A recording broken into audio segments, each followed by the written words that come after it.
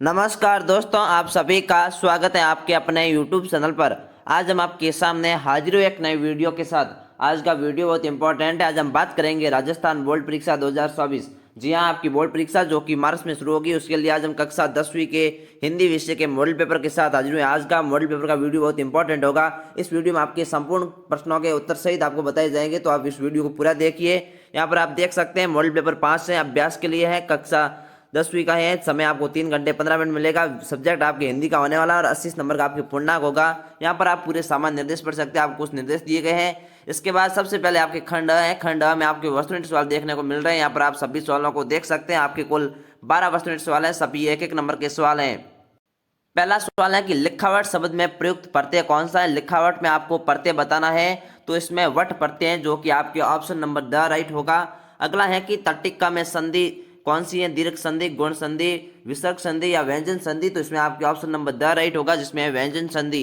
इसके बाद अगला है कि मन की मन ही मांझ रही पंक्ति का अर्थ है मन बंद कर रह गया, मन की बात मन में ही रह गई, मन की बात सबसे बताते बताते थक गई, मन की बात किसी ने न सुनी, तो इसमें आपके ऑप्शन नंबर ब राइट होगा, जिसमें है कि मन की बात मन में ही रह गई थी।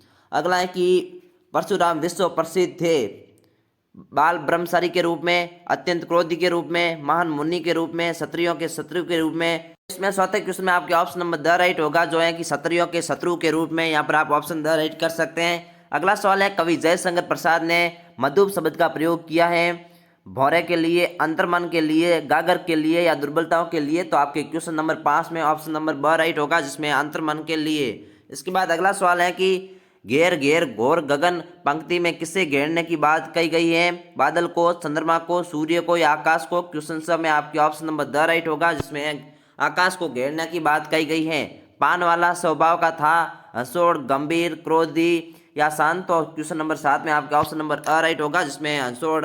अगला है कि बाल गोविंद प्रभाती कब गाते थे। दोपहर को, शाम को, रात्रि को या सुबह भोर में, तो 8 हुई। क्वेश्चन में आपके ऑप्शन नंबर द राइट होगा कि प्रभाती भोर में गाते थे।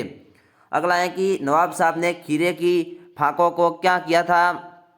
खा लिया था, लेखक को दे दिया था, डिब्बे में रख लिया था या बाहर फेंक दिया, तो इसमें आपके ऑप्शन नंबर द राइट होगा, जिसमें है कि बाहर फेंक दिया था। इसके बाद अगला है कि अपनों के द्वारा विश्वासघात किए जाने के कारण लेखिका मन्नू भंडारी के पिता करने लगे थे क्रोध, शक, प्रेम या विश्वास, तो इसमें आपके ऑप्शन नंबर ब राइट होगा, जिसमें है शक।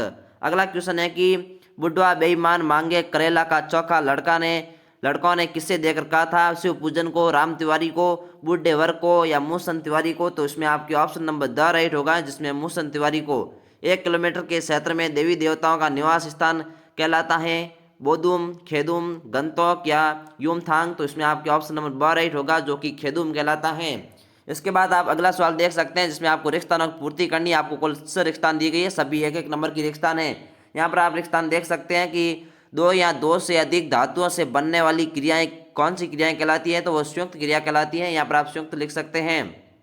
अगला रिक्त स्थान है कि जो अव्यय शब्द दो शब्दों, वाक्यांशों या वाक्यों को जोड़ने या अलग करने का काम करते हैं, उन्हें कौन से अव्यय कहा जाता है, तो उन्हें समुच्चय बोधक अव्यय कहा जाता है। तो यहाँ पर आप समुच्चय बोधक लिख सकते हैं। इसके बाद अगला है कि तत्पुरुष समास के उपभेद होते हैं। तत्पुरुष समास के कितने उपभेद होते हैं, तो तत्पुरुष समास के 6 उपभेद होता है, जिसे यहाँ पर आप सब लिख सकते हैं। जिस शब्द की विशेषता बताई जाती है वो कहलाता है, तो जिस शब्द की विशेषता बताई जाती है वो विशेष्य कहलाता है। यहाँ पर आप विशेष्य लिख सकते हैं। अगला है कि वह आप ही दिल्ली जाएगा में आप सर्वनाम कौन सा है, तो इसमें आपके निजवाचक सर्वनाम है। यहाँ पर आप निजवाचक लिख सकते हैं। आप में निजवाचक सर्वनाम है। इसके बाद अगला है कि हमदर्द शब्द में उपसर्ग प्रयुक्त हुआ है, तो इसमें हम उपसर्ग प्रयोग हुआ है। हमदर्द दर्द मूल शब्द है और इसमें हम उपसर्ग प्रयुक्त हुआ है, तो हमदर्द बन गया है। इसके बाद अगला सवाल आप देख सकते हैं, जिसमें निम्नलिखित अपठित गद्यांश को पढ़कर आपको प्रश्नों का उत्तर देना है। यहाँ पर आप गद्यांश को पढ़ सकते हैं। आप किस नंबर का गद्यांश होने वाला है, उससे सवाल आपको पूछे गए, तो इस गद्यांश को आप पढ़कर इसके आंसर दे सकते हैं। और इस संपूर्ण मॉडल पेपर के आंसर की आपको वीडियो के लास्ट में मिल जाएगी, तो आप वीडियो को पूरा जरूर देखिए। और इसके साथ ही यहाँ पर आप सभी सवालों को देख सकते हैं। इसके बाद खंड ब आता है।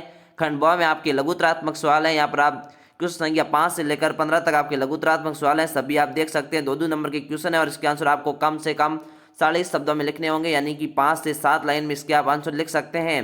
इसके बाद आपके खंड स आता है, जिसमें निम्नलिखित पठित गद्यांश को ध्यानपूर्वक पढ़कर पूछे गए प्रश्नों का उत्तर आपको उत्तर पुस्तिका में लिखना है। तो यह गंध्यास आपके पाठ्य पुस्तक में से आया हुआ है, तो इसको आप आराम से कर सकते हैं। पूरा गंध्यास पहले पढ़िए, उसके बाद चारों क्वेश्चनों को पढ़िए और फिर उसके आंसर देने का प्रयास कीजिए। इसके अथवा में भी आपके गंध्यास से आप दोनों में से कोई एक कर सकते हैं।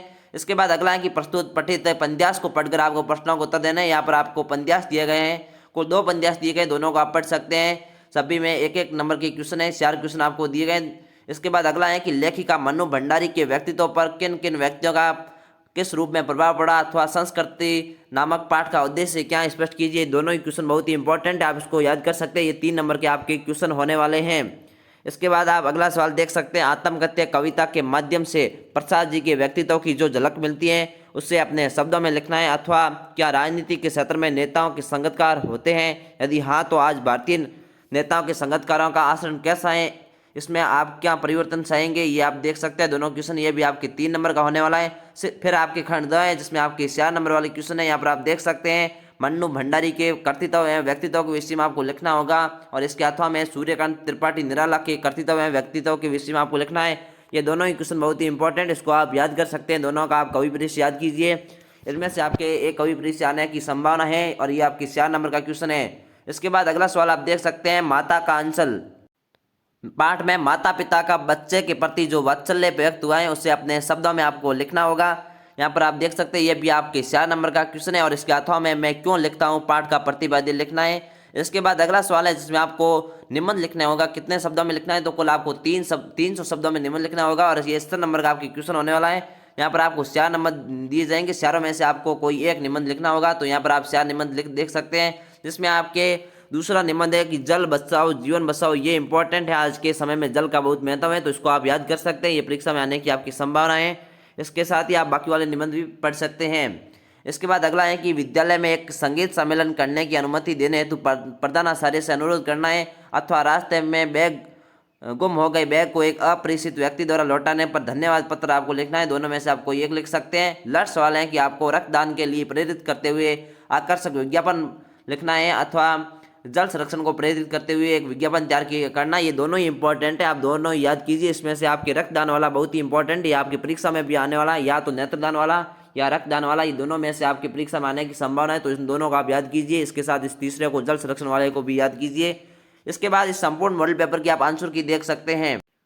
तो ये आपके मॉडल पेपर 5 की संपूर्ण आंसर की यहाँ पर आप देख सकते हैं। सबसे पहले आपके खंड के आंसर बताए गए हैं, जिसमें सबसे पहले वस्तुनिष्ठ सवाल थे, उसके बाद रिक्तान थे, उसके बाद जो आपके अपठित गंध्यास थे उसके आंसर बताए गए हैं। उसके बाद आप खंड ब के आंसर देख सकते हैं, यहाँ पर खंड ब और के साथ साथ आंसर बताए गए, यहाँ पर आप अच्छी तरीके से देख सकते हैं। फिर खंड स के आंसर देख सकते हैं, जिसमें क्वेश्चन संख्या 12, 13, 14, 15, 16, 17 सभी के यहाँ पर आप आंसर देख सकते हैं।